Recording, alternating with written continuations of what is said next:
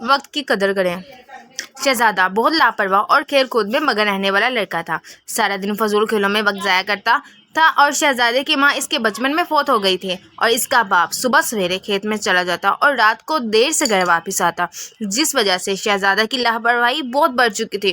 شہزادے کے باپ نے اس کو کئی مرتبہ سمجھایا کہ وقت ضائع کرنے کی بجائے اس کے ساتھ کھیت میں کام کروانے جایا کرے اور پڑھا کرے لیکن شہزادے نے اس کی اپنی کسی عادت کو نہ بدلا۔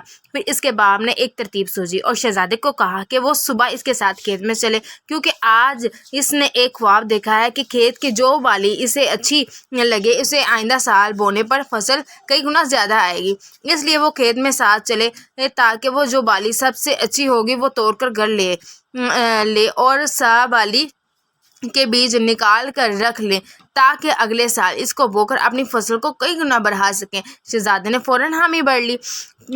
وہ صبح کھیت میں ناک کی سیدھ میں جانا ہوگا اور بالی توڑنی ہوگی، پیچھے مڑ کر توڑنے سے موجودہ فصل بھی خراب ہو جائے گی۔ اب دونوں باپ بیٹا سو گئے اور صبح سویرے اٹھ کر کھیت کی طرف چل پڑے۔ کھیت میں پہنچ کر شہزادے کے باپ نے اس سے کہا کہ اب بالکل سیدھا کھیت میں چلے جاؤ اور جو بالی سب سے اچھی نظر آئے اسے توڑ کر میرے پاس لے آنا۔ شہزادہ بہت خوش ہوا اور دوڑتا ہوا کھیت میں چلا گیا۔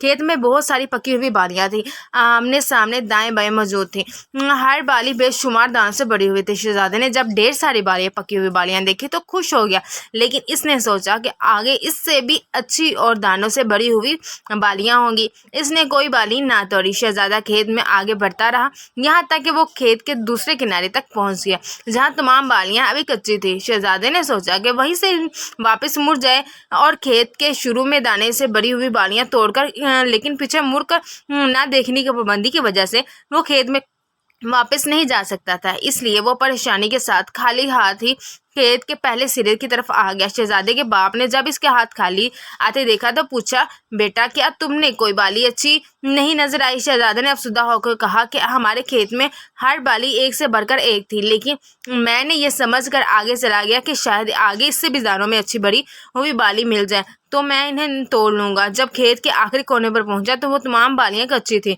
شہزادے کے والد نے اس کو پیار کرتے ہوئے کہا کہ بیٹا تم نے نادانی میں اپنا وقت ضائع کیا ہے، اب تم واپس آ کر بالیاں نہیں توڑ سکتے۔ شہزادہ اپنی نادانی پر سخت شرمندہ ہوا اور نہایت افسوس سے سر جھکایا۔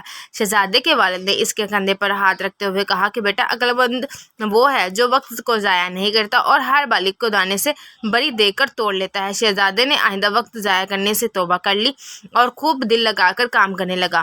اچھے بچوں، گزرا وقت واپس نہیں لوٹتا، وقت کی قدر کرنے والا ہمیشہ کامیاب ہوتا ہے۔